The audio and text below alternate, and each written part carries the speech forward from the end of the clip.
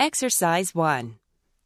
Your comfort zone is like an invisible barrier around you, inside which, if you stay, you feel comfortable. Your comfort zone and your confidence are linked together. Step outside it, and you feel uncomfortable and fearful. However, your comfort zone is not fixed. If you constantly stay within your comfort zone, it shrinks, filling you with fear of what is outside it, and then your confidence reduces. If you step outside your comfort zone and do something you are fearful or nervous about doing, then your comfort zone expands and your confidence increases. Try something new to expand your comfort zone and increase your confidence. Trying something new reduces your limitations, and you'll live your life with fewer barriers. Exercise 2. Given our unique life-scripted beliefs about how things should be, our expectations, differences in preferences, attitudes, and beliefs are inevitable, and not all of them need to be resolved. Many, in fact, add the spice to relationships. But sometimes you cannot just agree to disagree. Some issues impact each of you, and perhaps others, your children or coworkers, in ways that require a clear, unambiguous resolution. You and your partner may need to decide where you will live and whether to rent or purchase a home. A decision must be made, or you may find yourselves living in the back seat of your car. Often you can't have things both ways, so a choice must be made. For example, you can't practically visit your mother in Florida and your father in Connecticut on Thanksgiving Day. So, coping with conflicts as we traverse the ups and downs of daily life is not just a useful tool. It is absolutely necessary for the kinds of successful relationships and outcomes we most desire. Exercise 3. The personal computer has done more to alter work methods and procedures than any other innovation of the past several decades. Computers have replaced typewriters and other office machines almost completely, and they have dramatically changed the way many jobs are performed. Unfortunately, the computers and tablets and smartphones and other electronic devices have also opened wide a door to a variety of time-wasting personal uses, including games and non-business email, personal correspondence, jokes, inspirational messages, anecdotes, etc.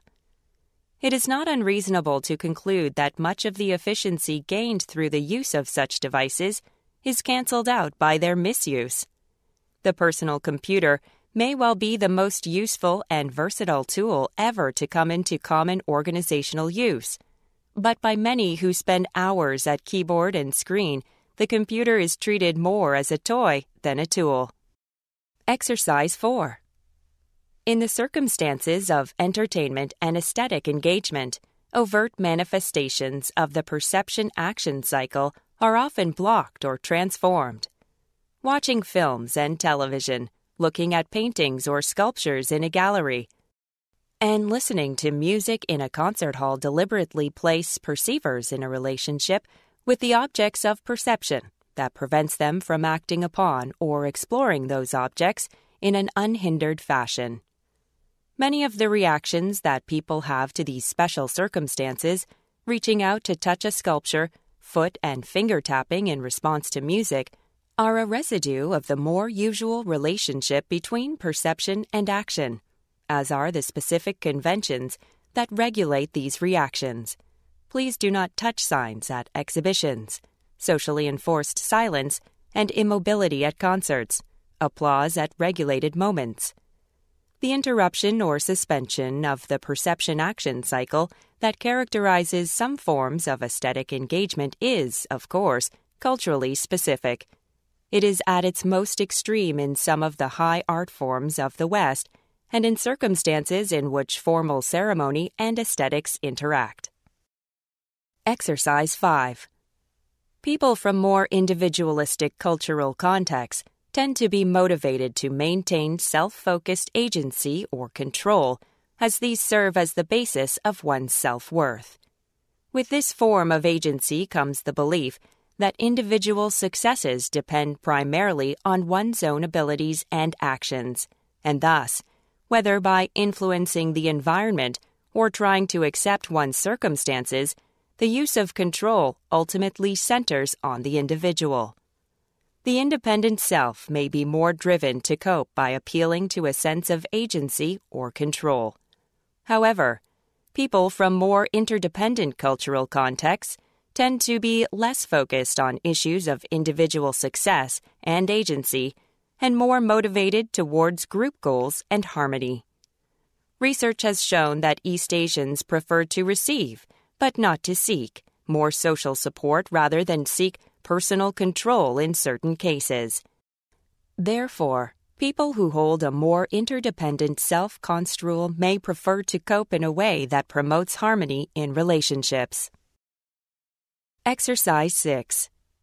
Severe depression is not something people can pull themselves out of any more than they can pull themselves out of congestive heart failure, kidney disease, or gallstones.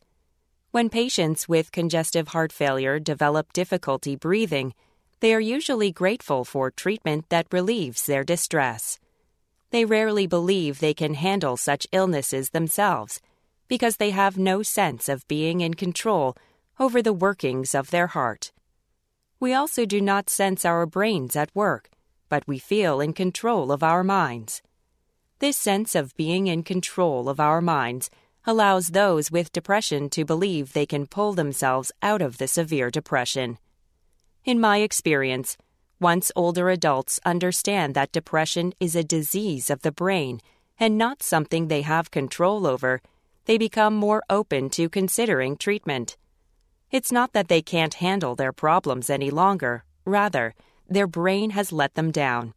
I often say to my patients, "It's not you, it's your brain." Exercise 7.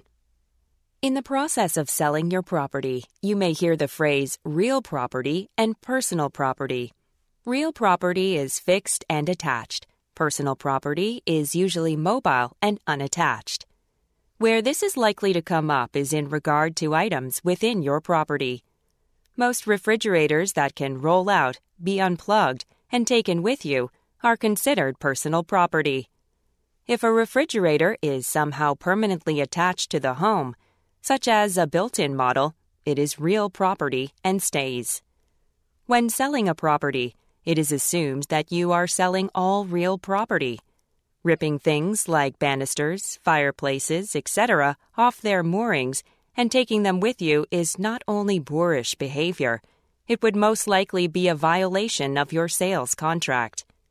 Even if it is possible to remove them, the buyer is assuming all real property to be his. Granted, anything is negotiable, but if I was a buyer and I allowed you to do such a thing at all, which I most likely wouldn't, I would demand significant financial consideration off the previously negotiated sales price, so much so that you would most likely say, "Forget it." As the buyer, I don't need you trashing the property as you leave. Exercise 8. Much pro-social behavior is stimulated by others, such as when someone acts more properly because other people are watching. Dogs will stay off the furniture and out of the trash when their owners are present, but they casually break those rules when alone. Humans may have more of a conscience, but they also still respond to the presence or absence of others. Public circumstances generally promote pro-social behavior. Participants in a study by K.L. Satow sat alone in a room and followed tape-recorded instructions. Half believed that they were being observed via a one-way mirror, public condition, whereas others believed that no one was watching, private condition. At the end of the study, the tape-recorded instructions invited the participant to make a donation by leaving some change in the jar on the table. The results showed that donations were 7 times higher in the public condition than in the private condition. Apparently, one important reason for generous helping is to make or sustain a good impression on the people who are watching. Exercise 9.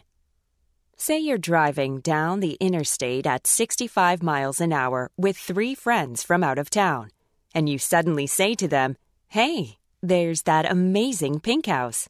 What happens? Probably there's a lot of sudden head swiveling, and someone's elbow ends up in someone else's ribs, and maybe one of your friends gets a glimpse, but probably nobody really gets a chance to see it, and somebody might not believe you if she didn't see it for herself. What if you had said instead, "Hey, coming up on the right here in about 2 miles, there's an amazing huge neon pink house. Watch for it." They'd be ready. They'd know where to look and what to look for, and they'd see what you wanted them to see. Writers need to advise their readers in a similar way. That advice doesn't always need to be in a thesis statement or a topic sentence, but it does need to happen regularly so that readers don't miss something crucial. Exercise 10. So far as diet is concerned, I belong to no school. I have learned something from each one, and what I have learned from a trial of them all is to be shy of extreme statements and of hard and fast rules. To my vegetarian friends who argue that it is morally wrong to take sentient life, I answer that they cannot go for a walk in the country without committing that offense, for they walk on innumerable bugs and worms. We cannot live without asserting our right to subject the lower forms of life to our purposes. We kill innumerable germs when we swallow a glass of grape juice, or, for that matter, a glass of plain water. I shall be much surprised if the advance of science does not someday prove to us that there are basic forms of consciousness in all vegetable life. So we shall justify the argument of Mr. Dooley, who said in reviewing The Jungle that he could not see how it was any less a crime to cut off a young tomato in its prime or to murder a whole cradleful of baby peas in the pod. Exercise 11. Indeed, one of the most problematic aspects of global warming from the point of view of social policy stems from the fact that the phenomenon has so far manifested itself very unevenly around the world. Some places have had little warming in the past century, and some have even experienced cooling. For extensive regions of the Earth, the warming of the past 80 years has deviated strongly from the global average, notes climate expert Ken Hare. This fact raises major difficulties for political action. In many countries, future temperatures will differ strongly from the global norm, and global warming will seem like a fiction to local politicians. He points out, for example, that the lack of a strong warming trend in the United States accounted in part for the reluctance of the U.S. government to support the 1992 International Convention on Climate Change. If you're considering political action, you have to remember that you're asking a considerable number of people in the world to take on faith that this is a truly global effect, he said. Exercise 12. In the 5th century BCE, the Greek philosopher Protagoras pronounced, "Man is the measure of all things." In other words, we feel entitled to ask the world, "What good are you?" We assume that we are the world's standard, that all things should be compared to us. Such an assumption makes us overlook a lot. Abilities said to make us human, empathy, communication, grief, tool-making, and so on, all exist to varying degrees among other minds, sharing the world with us. Animals with backbones, fishes, amphibians, reptiles, birds, and mammals, all share the same basic skeleton, organs, nervous system, hormones, and behaviors. Just as different models of automobiles each have an engine, drivetrain, 4 wheels, doors, and seats, we differ mainly in terms of our outside contours and a few internal tweaks.